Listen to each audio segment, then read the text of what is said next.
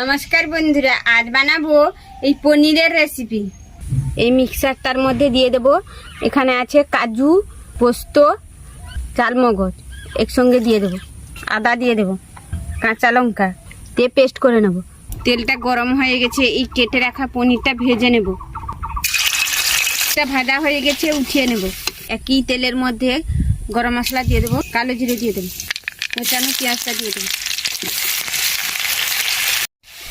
পেঁয়াজটা ভাজা হয়ে গেছে, হলুদ গুঁড়ো দিয়ে দেবো, লঙ্কা গুঁড়ো, ধনে গুঁড়ো, স্বাদ মতো চিনি দিয়ে দেবো,